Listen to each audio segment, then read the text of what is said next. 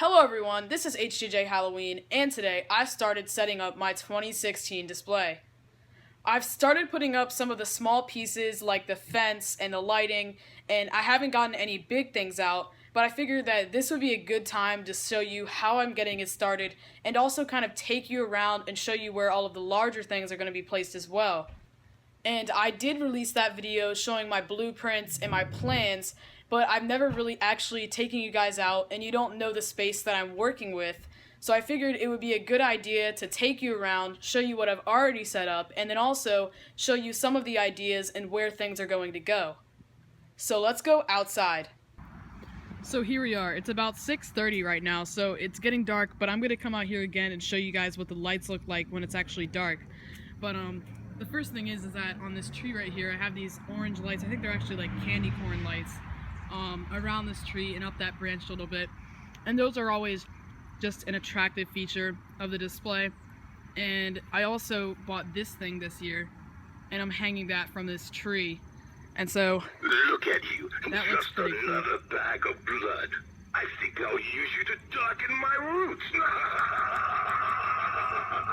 So it really blends in with the tree well, and I think it's called a door knocker, so I'm assuming that it was meant to be on the door, but I thought it was going to look really cool on this tree, and it definitely is a really cool part of the display. And I also have this sign right here, this zombie outbreak sign. We purchased this last year because we had Smoldering Zombie in the zombie asylum, but Smoldering Zombie is going to be in this area right here, so all this stuff together is kind of a display of its own. And then over there, that's the tree where we put the zombie swing girl, and she's always a favorite. And then walking along here, there's nothing here yet, but this is going to be where the bedroom is at. If you watched my other blueprint video or plan video, I showed everyone what that was going to look like and where the props are going to be in it. But that's going to be right here with Floating Ghost Girl there and Peekaboo Penny there. But go ahead and check out my Halloween plans video, and you can go ahead and see what that's going to look like. Right here is going to be Demonica, and I do have this fence set up. It's a nice part of it. It kind of keeps people enclosed on the walkway. And right here is going to be Broken Spine Girl. She was one of our favorites in 2014, but now we have so much more than just that. And then right here is going to be Black Widow Flaming Witch. And there's a part that I haven't talked to you guys about yet, but I'm going to make another 2016 plan video, which I will talk about this in. There's going to be a doghouse right here. We had it last year, so I will be able to release photos of what it's going to look like, because it's going to be exactly the same with Cerberus and our new addition, the Flaming Witch, because I did buy her on the November sale, so no one saw her to last year. That will have chains and leashes on the Cerberus, and those two work really well together because they have a very similar color scheme. And then over here, you have these dogs. I don't think we purchased these in Spirit Halloween, but it's this one's eating a hand, and that we did purchase at Spirit Halloween. And there's a tombstone right here. But normally there's going to be a bunch of foam tombstones everywhere, but I haven't set them up yet because they're sort of difficult to keep up because the wind and the rain, it always knocks them over. But that's what it's looking like right now. So I'm gonna go ahead and come out later and show you guys what it looks like when it's dark.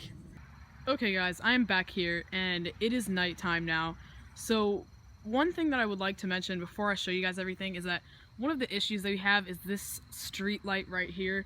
Last season, that light was just this really dull, low to the ground light that really lit nothing, and then they changed that, and now it's extremely bright, and it sort of like lights up everything, which is a big negative because it kind of makes the effect of the lights that I have not as powerful because there's an other source of light, and it kind of washes everything out, which is not good because we want it to be as dark as possible for the display.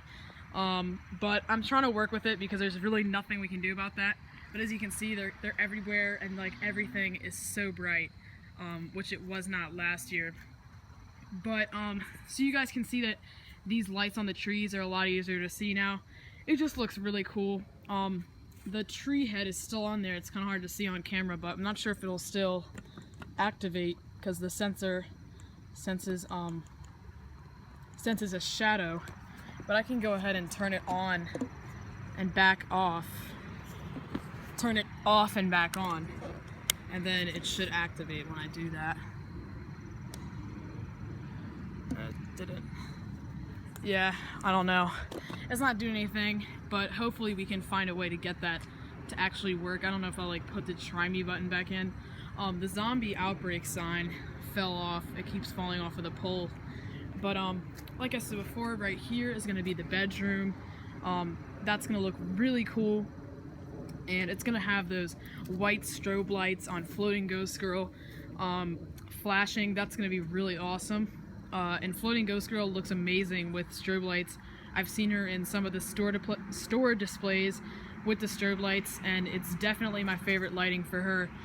And then this fire and ice light on the tree, this is a new idea. Usually I put it like along the ground right here, but it was really hard for it to capture everything when I put it on the ground, because it would shine directly onto like a bush or something and it couldn't reach everything. So I decided that this year I was going to mount it onto the tree, and I got that to work, and it actually looks great. It's kind of hard to tell on camera, but it does light everything up. You can see it there, but it is lit up here. It's just kind of hard to tell on the camera. And one thing that I did forget to mention is that right here on the doorstep there's going to be a hay bale right here, and on top of that is going to be the sitting scarecrow with the candy in it. And I'm going to go ahead and mount a red light shining directly on top of it so that the sensor, since it senses shadows, will still work, because the red light will be shining right on top of it, so it'll still get that shadow, and it's going to be just a finishing touch to everything. So that is my part 1 for the haunt build. Next time it will probably be starting the construction of the bedroom, and I'll see you guys then.